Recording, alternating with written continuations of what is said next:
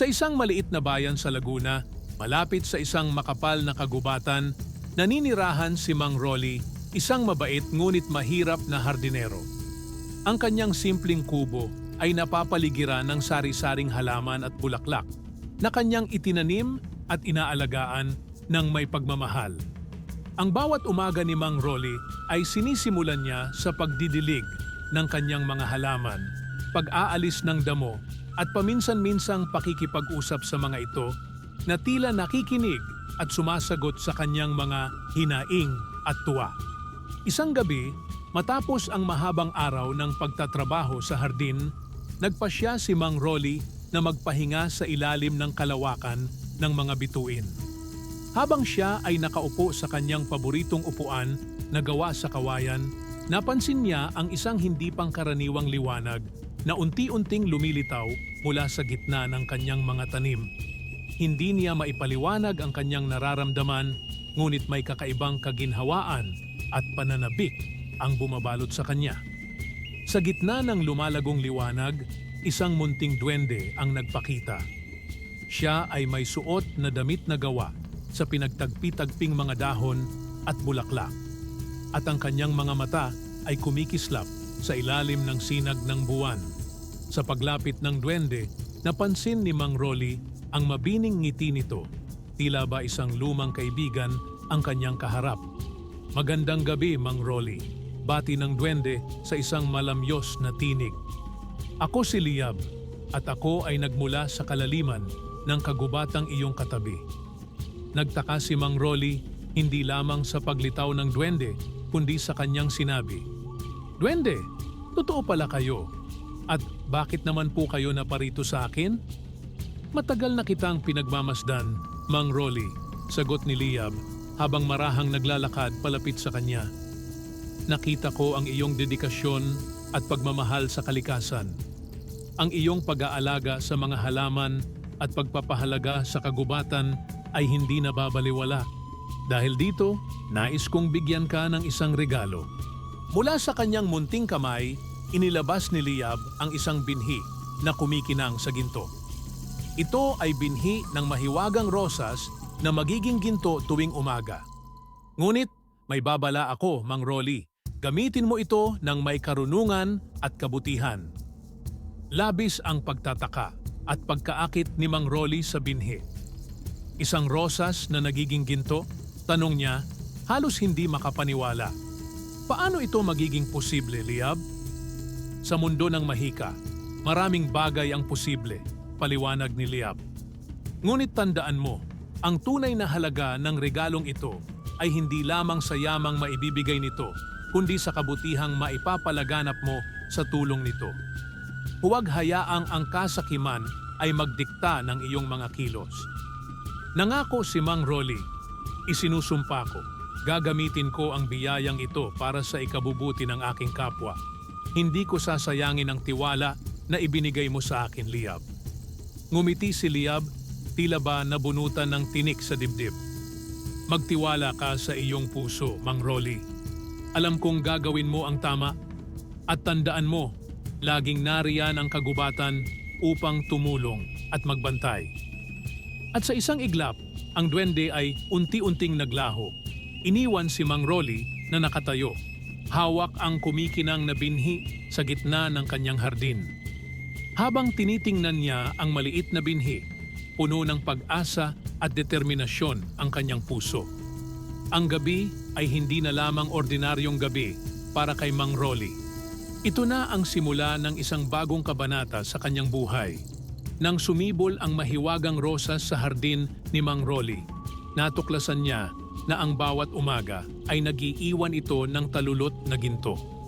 Bagamat hindi niya ibinahagi ang lihim ng gintong rosas kaninuman, nagsimula siyang gamitin ang yamang ito para makatulong sa kanyang komunidad sa isang maliit na bayan sa Laguna. Maaga pa lamang ay pumunta na si Mang Rolly sa bayan dala ang ginto. Sa halip na ipagkalat ang pinanggagalingan ng kanyang yaman, ipinagpalit niya ito sa pera sa isang mapagkakatiwalaang tindahan ng alahas.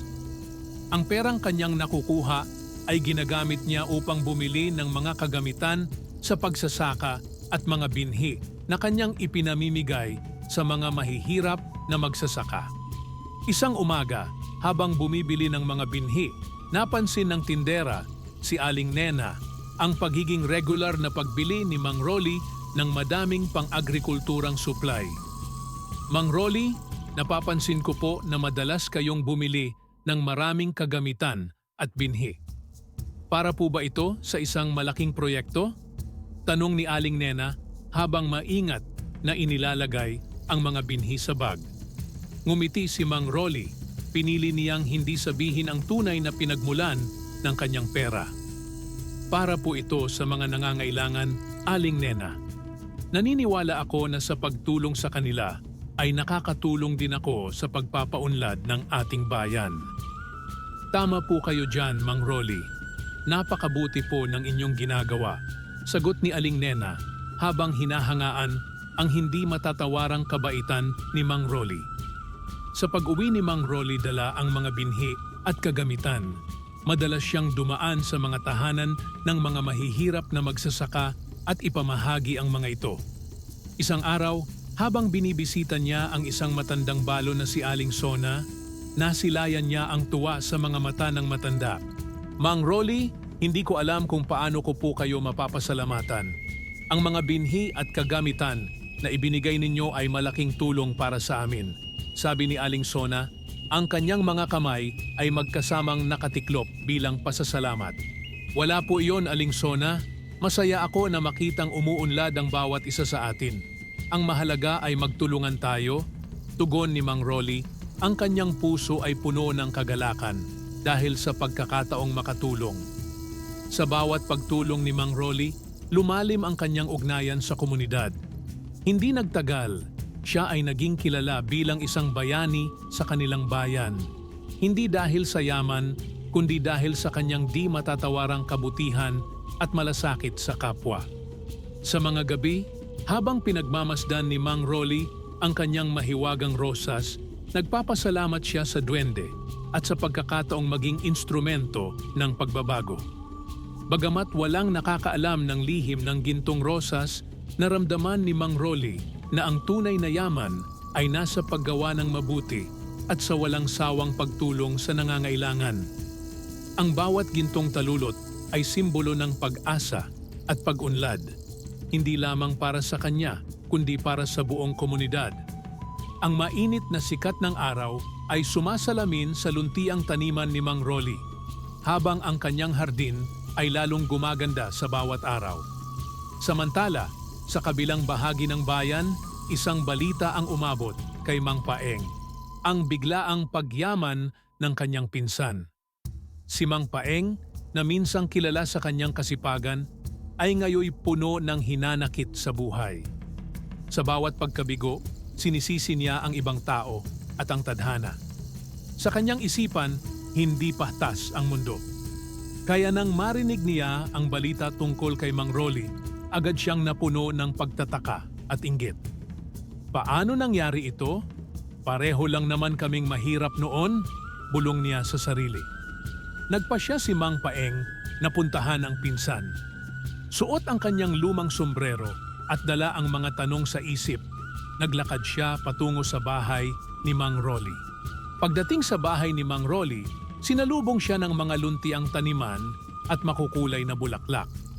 Napansin niya agad ang kasaganahan ng paligid, mga prutas na nakabitin sa mga puno, mga tanim na maayos na nakaayos, at isang napakapayapang kapaligiran.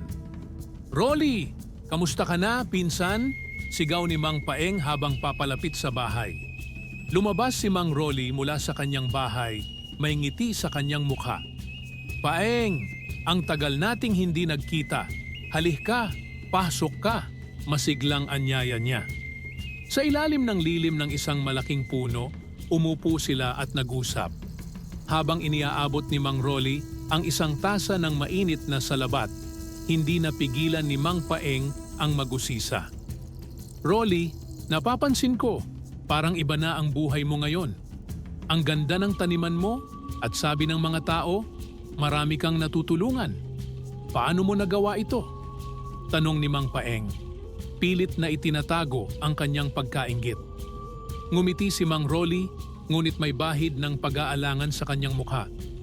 Paeng, dumaan lang ako sa swerte at tiyaga. Nakita ko lang ang tamang pagkakataon para makatulong sa iba. Hindi lang yon, Rolly. Sabihin mo sa akin ang totoo. Giit ni Mang Paeng. Magpinsan tayo. Wala kang dapat itago sa akin. Bago pa makasagot si Mang Rolly, napansin ni Mang Paeng ang kakaibang rosas na nakatanim sa hardin. Ito'y kumikislap at tila naglalabas ng ginintuang liwanag. Rolly, ano yan? Tanong ni Mang Paeng sabay turo sa mahiwagang rosas. Hindi pa ako nakakita ng ganyang bulaklak. Napatigil si Mang Rolly. Alam niyang ang rosas na iyon ang dahilan ng kanyang yaman. Ngunit nag-aalangan siyang sabihin ang katotohanan. Subalit, dahil sa tiwala niya kay Mang Paeng, nagpasya siyang aminin ang lihim. Iyan ang mahiwagang rosas na ibinigay sa akin ng isang duwende, inamin ni Mang Rolly. Tuwing umaga, ang mga talulot nito ay nagiging ginto. Pero may babala ang duwende, ang yaman mula sa rosas ay dapat gamitin para sa kabutihan, hindi ito para sa kasakiman. Napanganga si Mang Paeng, hindi makapaniwala sa kanyang narinig. Mahiwagang rosas? Ginto? Pero bakit ikaw ang binigyan ng ganitong biyaya? Mabuti ang hangarin ng duwende, paliwanag ni Mang Rolly. Nakita niya ang pagmamahal ko sa kalikasan at sa pagtulong sa iba. Kaya ako ang napili. Pero, Paeng, hindi ito simpleng regalo. Malaking responsibilidad ito. Kailangan kong gamitin ang biyayang ito ng tama. Ngunit habang nagsasalita si Mang Rolly, hindi na siya pinakinggan ni Mang Paeng. Sa halip, ang isip ni Mang Paeng ay napuno ng mga plano. Kung ako ang may ganyang rosas, siguro'y may mansyon na ako. Magiging pinakamayaman ako sa bayan, bulong niya sa sarili. Rolly, sabi ni Mang Paeng, na ang tono ay may halong pagkamakasarili. Alam mo, hindi mo kailangang sarilinin ang ganitong biyaya. Bakit hindi mo ako bigyan ng ilang talulot? Pareho tayong yayaman nito at hindi na natin kailangang maghirap? Napailing si Mang Rolly, ang mukha niya ay puno ng pagkabahala. Paeng, hindi ganoon kadali yon. Ang rosas na ito ay may mahika, pero hindi ito para gamitin sa kasakiman. Babala ng duwende, kapag ginamit ito sa mali, magdadala ito ng kapahamakan. Kapahamakan, Rolly, huwag kang magpadala sa takot. Ang mahalaga, magamit natin to para sa ating kapakinabangan. Giit ni Mang Paeng, hindi alintana ang babala. Paeng, nakikiusap ako, sagot ni Mang Rolly. Ang boses ay puno ng sinseridad. Huwag mo nang isipin ang tungkol sa rosas. Ang mahalaga, natutulungan ang mga tao. Hindi ito ibinigay sa akin para maging kasangkapan ng kasakiman. Nanahimik si Mang Paeng, ngunit sa loob niya, lalo lang tumindi ang kanyang pagnanasa. Tumayo siya, nagkunwaring nagpasalamat, ngunit may lihim na plano sa kanyang isipan. Sige, Rolly, naiintindihan ko. Salamat sa pag-aasikaso. Babalik na ako sa amin. Habang naglalakad palayo, pabulong niyang sinabi sa sarili, hindi pa dito nagtatapos to. Hahanapan ko ng paraan na makuha ang rosas na iyan. Samantala, naiwan si Mang Rolly na tahimik sa kanyang hardin. Alam niyang hindi pa tapos ang usapan nilang magpinsan. Sana'y hindi magdulot ng kasakiman ang lihim na ito. Bulong niya habang tinitingnan ang mahiwagang rosas, umaasang magtagumpay ang kabutihan laban sa tukso. Sa kanyang munting bahay, hindi mapakali si Mang Paeng. Ang bawat sandali ay tila sinasabing dapat niyang maagaw ang mahiwagang rosas. Ang mga salita ni Mang Rolly tungkol sa kabutihan at responsibilidad ay paulit-ulit na sumasagi sa kanyang isipan, ngunit natatakpan ito ng inggit at kasakiman. Kung ako ang may rosas na iyon, hindi lang simpleng hardin ang gagawin ko. Magiging pinakamayaman ako sa buong bayan. Bulong niya sa sarili habang nakatitig sa tuyot niyang bukid. Sa gitna ng kanyang pag-iisip, isang plano ang nabuo sa kanyang isipan. Gagawin niyang magtiwala sa kanya si Mang Rolly upang makalapit siya sa mahiwagang rosas. Kailangan kong magpakita ng kabaitan. Kailangang maniwala siyang narito ako para tumulong, sabi niya. Pilit ang ngiti sa kanyang mukha habang niluluto ang kanyang panlilinlang. Kinabukasan, maagang nagpunta si Mang Paeng sa bahay ni Mang Rolly. Bitbit niya ang ilang tanim na gulay bilang regalo. Rolly, naisip ko, baka kailangan mo ito. Mukhang napakaganda ng iyong hardin, kaya gusto ko ring tumulong, sabi ni Mang Paeng. May pilit na ngiti sa kanyang mukha. Napangiti si Mang Rolly. Salamat, Paeng. Pero bakit ka biglang napadalaw ulit? Hindi mo kailangang mag-abala. Alam mo naman, gusto ko rin namang makita kung paano kita matutulungan. Magpinsan tayo, hindi ba? Dapat magtulungan tayo, sagot ni Mang Paeng, pilit na pinipilit ang boses niyang maging matamis. Tiningnan siya ni Mang Rolly, tila ba sinusuri ang tunay niyang intensyon. Kung ganoon, salamat. Pwede mong tulungan akong magbungkal ng lupa sa likod. Marami pa akong gustong itanim. Agad na sumang-ayon si Mang Paeng. Oo naman, sabihin mo lang kung ano ang kailangan mo. Habang nagtatrabaho sila sa hardin, si Mang Paeng ay palaging sinusulyapan ang mahiwagang rosas na nasa gilid ng hardin. Ang liwanag nito ay tila isang apoy na mainit sa kanyang mata at hindi niya mapigilang mag-isip ng mga plano kung paano ito maaabot. Napakaganda talaga ng hardin mo, Rolly, sabi niya habang nagpapahinga. Pero ang rosas na iyon parang napaka-espesyal. Tila may kakaibang sinag na hindi ko pa nakikita kahit kailan. Napahinto si Mang Rolly. Oo, espesyal nga ang rosas na iyon. Pero gaya ng sinabi ko sa iyo dati, hindi ito basta-basta. Ito ay biyaya na dapat gamitin ng maayos. Sana'y maunawaan mo ang kahalagahan ng responsibilidad na dala nito. Siyempre naman, Rolly, pero alam mo, naisip ko lang, kung sakaling may pagkakataon, bakit hindi natin gawing negosyo ang rosas na iyon? Isipin mo, marami tayong matutulungan, pero sabay tayong yayaman din. Sabi ni Mang Paeng, pilit na pinipilit ang kanyang punto. Umiling si Mang Rolly, ang kanyang mukha ay puno ng kaseryosohan. Hindi ganoon ang layunin ng rosas, Paeng. Hindi ito para sa negosyo, hindi ito para sa yaman. Ang bawat ginto na nanggagaling sa rosas ay para sa kabutihan ng nakararami, hindi para sa pansariling interes. Halatang nabigo si Mang Paeng sa sagot ng kanyang pinsan, subalit pinilit niyang itago ang kanyang pagkadismaya. Pasensya ka na, Rolly. Siguro nga, hindi ko lang masyadong nauunawaan ang pananaw mo. Pero salamat sa pagpapaliwanag.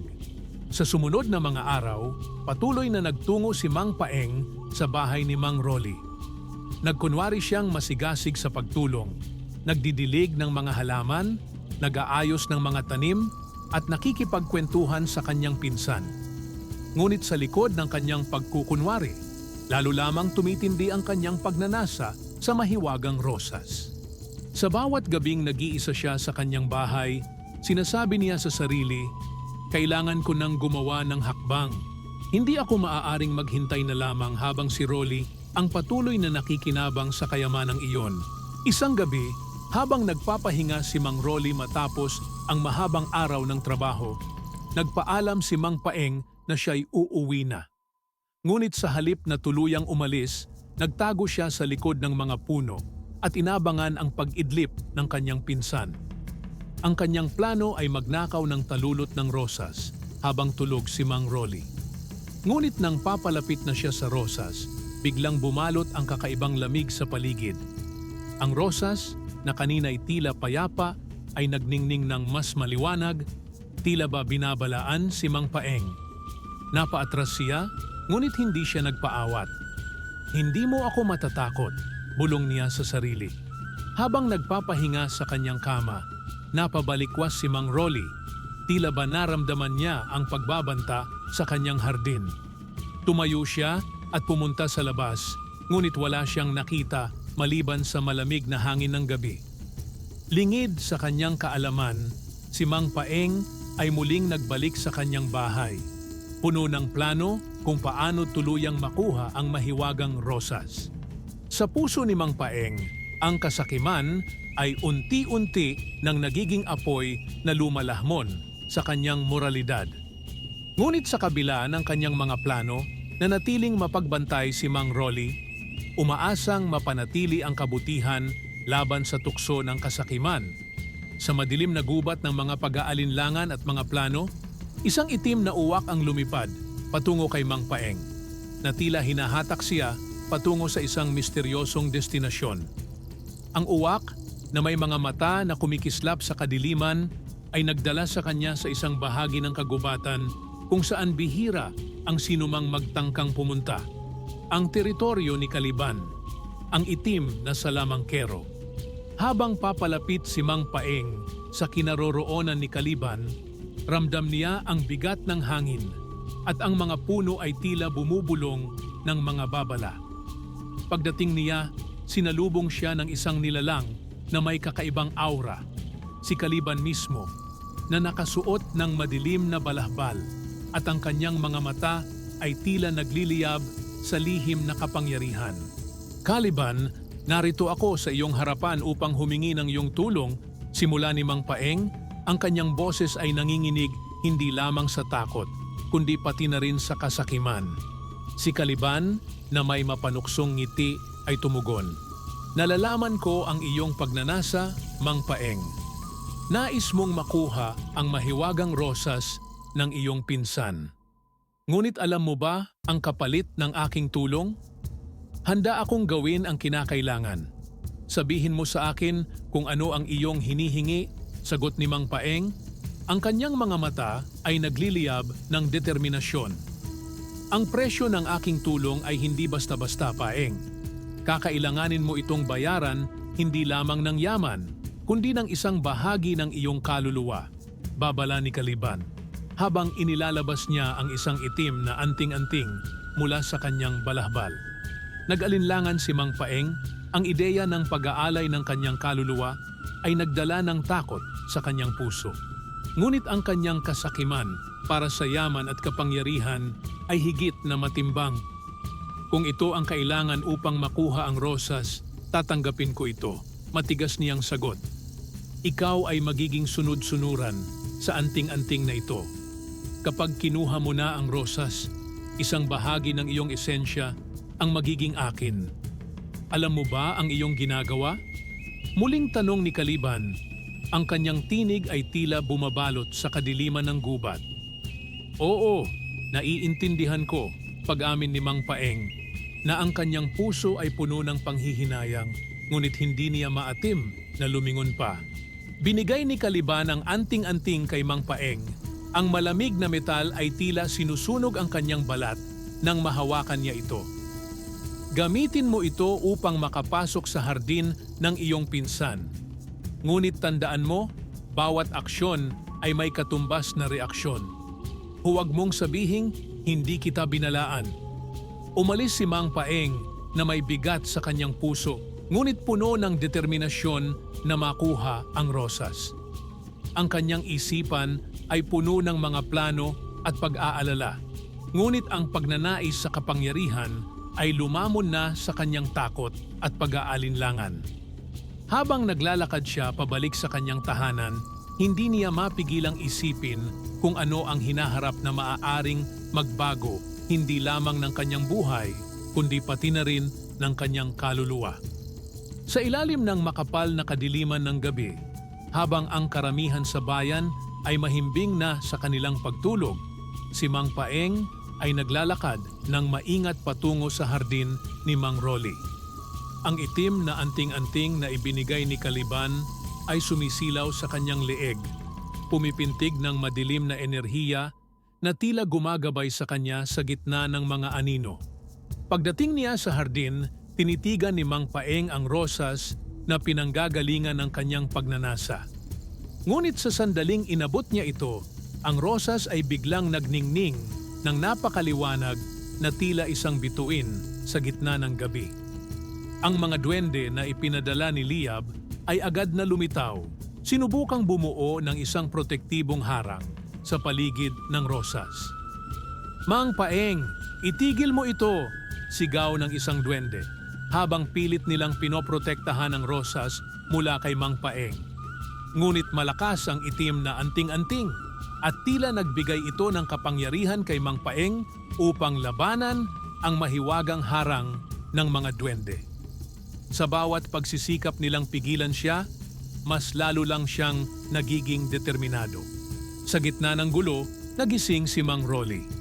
Naramdaman niya ang panganib na nakaamba sa kanyang pinakaiingatang rosas. Agad siyang lumabas ng kanyang bahay at nakita ang eksena. Si Mang Paeng kasama ang kakaibang liwanag at dilim na naglalaban sa kanyang hardin. "Paeng! Ano ang ginagawa mo? Huwag!" sigaw ni Mang Rolly habang nagmamadali siyang lapitan ang kanyang pinsan. "Rolly, kailangan ko ito. Hindi mo ako naiintindihan." Sigaw pabalik ni Mang Paeng habang pinipilit niyang makuha ang rosas. Nang magkaharap sila, makikita sa mga mata ni Mang Rolly ang malalim na pag-aalala at pagkadismaya. "Paeng, pinsan kita. Hindi ko gustong may masamang mangyari sa iyo. Itigil mo na ito. Ang rosas na ito ay hindi para sa kasakiman. Hindi ito ang solusyon sa iyong mga problema." Ngunit tila bingi na si Mang Paeng sa anumang pangaral. Sa isang mabilis na kilos, habang nag-aagawan sila, nakuha niya ang isang bahagi ng rosas. "Hindi, Rolly. Ito lang ang pag-asa ko." "Mali ka, Paeng. Ang pag-asa ay hindi nanggagaling sa pagnanakaw o kasakiman. Nasa mabuting gawa ito at pagtulong sa kapwa," pahayag ni Mang Rolly, ngunit huli na. Tumakbo si Mang Paeng palayo. Dala ang isang bahagi ng rosas. Naiwan si Mang Rolly sa kanyang hardin, napaluhod sa lupa na puno ng pighati at takot para sa kanyang rosas at sa kinabukasan ng kanyang pinsan. Ang mga duwende ay nagtipon sa paligid niya. Nag-aalala rin at nangangamba sa mga maaaring mangyari dahil sa nasirang balanse ng kanilang proteksyon. Sa kanyang pag-iisa, nakaramdam si Mang Rolly ng isang malalim na lungkot hindi lamang para sa nawalang bahagi ng rosas, kundi para sa nawalang diwa ng kanyang pinsan na ngayon ay tuluyan ng nalunod sa kasakiman.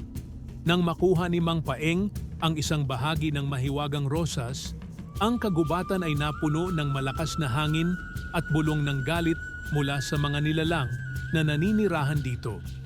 Ang mga puno ay yumuyugyog, ang mga dahon ay naglagas na parang luha, at ang lupa ay nanginig sa bawat hakbang ng tumatakbong si Mang Paeng palayo sa hardin.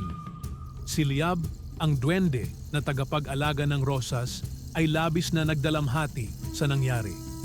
Nagtipon siya ng mga nilalang ng kagubatan, mga duwende, mga engkanto ng tubig, at iba pang espiritu ng kalikasan upang pagpasyahan ang kanilang gagawin. Mga kaibigan, simula ni Liab, ang kanyang boses ay nanginginig sa galit at pag-aalala.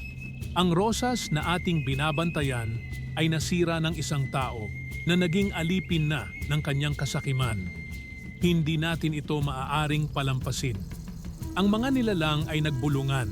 Ang ilan ay may mga mata na nagliliyab sa galit. Ang iba naman ay may luha sa kanilang mga mata. "Ano ang magiging kaparusahan, Liab?" tanong ng isang engkantong tubig. Ang kanyang tinig ay kalmado, ngunit matigas. "Naglabas ako ng sumpa laban kay Mang Paeng," sagot ni Liab.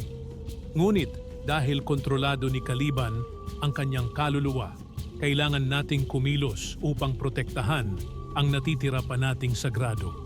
Ang mga nilalang ay sumang-ayon at nagplano sila ng isang mas malaking aksyon. Kailangan nating ipagtanggol ang kagubatan at ang lahat ng mga nilalang na naninirahan dito mula sa itim na mahika ni Caliban, sabi ni Liab. Ang kagubatan ay hindi lamang tahanan ng rosas. Ito rin ang pinagmumulan ng ating buhay at kapangyarihan. Habang naghahanda sila para sa laban, ang ilang nilalang ay nagpahayag ng kanilang takot at pag-aalinlangan. "Liab, makapangyarihan si Caliban. Paano kung hindi natin siya mapigilan? Tanong ng isang batang duwende. Ang kanyang boses ay yumanig sa takot. Kahit na makapangyarihan si Caliban, mas malakas tayo kung magkakasama tayo. Sagot ni Liab, ang kanyang tinig ay puno ng determinasyon. Ang bawat isa sa atin ay may kanya-kanyang lakas. Kung magtutulungan tayo, walang imposible. Sa pagsapit ng gabi, ang mga nilalang ng kagubatan ay nagtipon sa paligid ng hardin, handa na para sa malaking laban. Ang hangin ay humihip ng malakas at ang buwan ay nagbigay ng banayad na liwanag, nag-aalok ng kaunting pag-asa sa madilim na oras. Handa na ba kayo? Tanong ni Liab. Tumayo siya sa harapan ng grupo. Ang kanyang mukha ay seryoso at matapang. Handa na kami, Liab, sagot ng mga nilalang. Ang kanilang mga boses ay nag-echo sa kagubatan, nagpapadala ng isang malakas na mensahe kay Caliban at sa lahat ng magtatangkapang guluhin ang kanilang pagkasagrado. Sa malalim na kagubatan, habang handa na ang mga nilalang para sa laban, isang mas malalim na pangunawa sa kanilang misyon ang namayani sa kanilang puso. Ang protektahan ang kagubatan, hindi lamang para sa kanilang sarili, kundi para sa balanse ng kalikasan at sa kapakanan ng mga susunod pang henerasyon. Sa kalaliman ng kagubatan, habang ang langit ay kulay dugo sa papalubog na araw, nagtatagpo ang dalawang puwersa ng mahika, si Caliban, ang itim na salamangkero, at si Liab, ang mabuting duwende na nagbigay ng rosas kay Mang Rolly. Ang hangin ay siksik sa tensyon, at ang mga nilalang ng kagubatan ay tahimik na nagmamasid, naghihintay sa isang laban na maaaring magbago ng tadhana ng kanilang mundo. Hindi mo na maitatago pa ang iyong mga balak, Caliban. Bungad ni Liab, ang kanyang boses ay matatag at malinaw sa gitna ng bumubulong na hangin. Alam namin na nais mong gamitin ang kasakiman ni Mang Paeng para sa iyong mga maitim na layunin. Si Caliban, na nakatayo sa isang maitim na ulap ng usok, ay ngumisi ng mapanuya. Oo, Liab, tama ka. Ngunit hindi mo ba nakikita? Ang kasakiman ay isang makapangyarihang enerhiya at ito'y aking magagamit upang kontrolin ang rosas at higit pa. Sa tabi ni Liab, si Mang Rolly, bagamat puno ng pag-aalala, ay may paninindigan sa kanyang mukha. Hindi namin hahayaan yan, Caliban. Ang rosas ay para sa kabutihan, hindi para sa kasakiman at pagkasira. Kahit kailan, hindi ka na matututo, Rolly. Ang mundo ay umiikot sa kapangyarihan at kontrol, tugon ni Caliban na nagsimulang maghanda ng kanyang mahika. Ang hangin ay naging mas malamig at ang mga dahon ay lumilipad sa paligid habang nagsisimula ang kanilang laban. Si Caliban ay nagpakawala ng itim na mga kidlat mula sa kanyang mga kamay, habang si Liab, sa tulong ng iba pang mabuting nilalang ng kagubatan, ay lumikha ng isang kalasag ng liwanag upang protektahan ang rosas at ang kanilang sarili.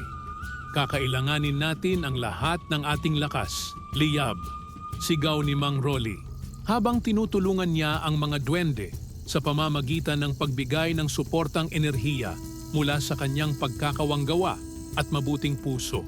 Oo, Rolly, ngayon ang oras para ipakita natin na ang kabutihan ay mas makapangyarihan kaysa sa kasamaan, tugon ni Liab habang patuloy silang lumalaban. Sa gitna ng labanan, nang si Mang Paeng ay sumubok muli na nakahuwin ang rosas, ang itim na anting-anting na bigay ni Caliban ay biglang kumislap ng nakakasilaw na ilaw at bumaliktad ang sumpa. Ang kasakiman na nagpapatakbo sa puso ni Mang Paeng ay naging kanyang kapahamakan. Naramdaman niya ang biglaang bigat sa kanyang katawan at unti-unti siyang naging bato na naging isa sa mga alaala ng kagubatan. Ang pagbabagong anyo ni Mang Paeng ay nagdala ng matinding kalungkutan at babala sa lahat. Si Mang Rolly, habang nakatingin sa kanyang naging bato na pinsan, ay bumulong, "Paeng, sana'y napili mo ang ibang landas." Sa huli, natalo si Caliban hindi lamang sa kapangyarihan ng mga duwende, kundi pati na rin sa lakas ng kanilang paniniwala sa kabutihan. Umatras siya sa dilim, tinalikuran ang laban, ngunit nag-iwan ng banta. Hindi pa tapos ang lahat, Liab. Babalik ako. Habang lumilipas ang gabi, si Mang Rolly, kasama ang mga nilalang ng kagubatan, ay nagtipon upang magbigay pugay sa lugar kung saan naging bato si Mang Paeng. Nag-alay ng panalangin at pag-asa na sana'y wala nang iba pang mawalan ng landas dahil sa kasakiman. Ang kagubatan ay unti-unting bumabalik sa kanyang payapang estado matapos ang mabigat na labanan. Ang araw ay nagsisimula ng sumilay sa silangan, nagpapadala ng malamig na sinag ng liwanag sa mga dahon na taglay pa ang hamog ng umaga. Si Mang Rolly, na ngayon ay nakatayo sa harapan ng mabuting duwende na si Liab, ay nakatingin sa rosas na unti-unti nang nawawala ng kanyang mahiwagang kinang. Liab, mahirap tanggapin, ngunit nauunawaan ko kung bakit kailangan itong mangyari. Marahang sabi ni Mang Rolly, ang kanyang mga mata ay puno ng lungkot, ngunit may bakas din ng kapayapaan. Mang Rolly, simula ni Liab, ang kanyang tinig ay malumanay at puno ng respeto. Ang iyong pagiging matatag at ang kabutihan ng iyong puso ang tunay na naging ilaw sa madilim na panahong ito. Hindi mo kailangan ang rosas upang magpatuloy na maging liwanag para sa iba. Habang dahan-dahang nalalanta ang rosas, lumapit si Mang Rolly dito at hinaplos ang mga talulot nito sa huling pagkakataon. Naging bahagi ka ng aking buhay at maraming natulungan ang iyong mahika. Mahirap man ito para sa akin. Handa akong pakawalan ka para sa kabutihan ng lahat. Si Liab ay tumango. Ang iyong sakripisyo, Mang Rolly, ay hindi mapapalitan. Tandaan mo, bagamat mawawala na ang rosas, ang kabutihan na iyong ipinamalas ay magpapatuloy na maging inspirasyon hindi lamang sa mga nilalang ng kagubatan, kundi sa lahat ng mga tao sa iyong bayan. Nagdala ang sandaling ito ng malalim na damdamin ng pagkawala at pagtatapos. Ngunit kasabay nito ay ang simula ng bagong kabanata sa buhay ni Mang Rolly. Paano na ang kagubatan, Liab? Anong mangyayari ngayon na wala na ang rosas? Tanong niya. Ang kanyang boses ay puno ng pag-aalala. Ang kagubatan ay patuloy na lalago, Mang Rolly. Ang mga nilalang dito ay mas matibay dahil sa iyong halimbawa. At tayo, kasama ang iba pang mga nilalang, ay patuloy na magbabantay at mag-aalaga dito, sagot ni Liab, nagbibigay ng katiyakan. Napabuntong hininga si Mang Rolly. Ang kanyang isip at puso ay unti-unting nakakaramdam ng kapayapaan sa kabila ng pagluluksa sa pagkawala ng rosas. Salamat, Liab. Salamat sa lahat. Handa na akong harapin ang buhay na walang mahiwagang rosas. Sa tulong mo at ng mga nilalang ng kagubatan, patuloy akong magsisilbi sa abot ng aking makakaya. Habang papalayo si Liab, isang ngiti ang sumilay sa kanyang labi. At kami naman ay laging nandito lamang, Mang Rolly. Hindi ka nag-iisa. Sa pagtatapos ng kanilang pag-uusap, si Mang Rolly ay dahan-dahang lumakad pabalik sa kanyang kubo. Dala ang mga alaala at aral na kanyang natutunan sa buong paglalakbay. Sa kanyang puso, kahit wala na ang rosas, ang mga aral at inspirasyon na dala nito ay mananatili magpakailanman, nagbibigay ng liwanag sa kanyang landas saan man siya magtungo. Pagkalipas ng ilang taon mula nang mawala ang mahiwagang rosas, nanatiling masagana ang buhay ni Mang Rolly, hindi dahil sa mahika, kundi dahil sa kanyang kasipagan, dedikasyon at walang sawang pagmamalasakit sa kanyang kapwa. Ang sakahan na kanyang nabili noong meron pa ang rosas ay naging napakalawak at sagana. Salamat sa kanyang maayos na pamamahala at pagmamahal sa kalikasan. Isang umaga, habang inaalagaan ni Mang Rolly ang kanyang mga tanim, dumating si Aling Nena, isa sa mga kapitbahay niyang natulungan noong panahon ng mahiwagang rosas. Mang Rolly! Masayang tawag ni Aling Nena habang papalapit. Hindi ko alam kung paano ko mapapasalamatan ang lahat ng naitulong ninyo sa aming pamilya. Dahil sa mga binhing ibinigay ninyo noon, ngayon ay nakakapagtanim na kami ng sapat para sa aming pang-araw-araw na pangangailangan. Napangiti si Mang Rolly at inilapag ang hawak niyang pahla. Aling Nena, hindi ko ginawa ang mga iyon para sa pasasalamat. Ginawa ko ito dahil alam kong magagawa rin ninyo ang magtanim at magpalago ng inyong ani. Ang lahat ng biyaya ay para sa bayan, hindi lamang sa akin. Tumulo ang luha ni Aling Nena, ngunit ito'y luha ng kasiyahan. Napakabuti ninyo, Mang Rolly. Kung lahat ng tao'y katulad ninyo, magiging maayos ang mundong ito.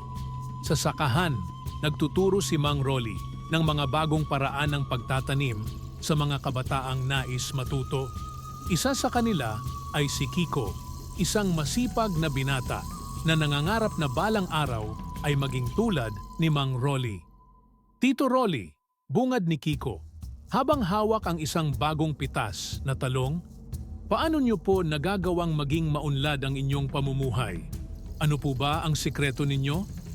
Napahinto si Mang Rolly, sumandal sa kanyang pahla at ngumiti sa binata.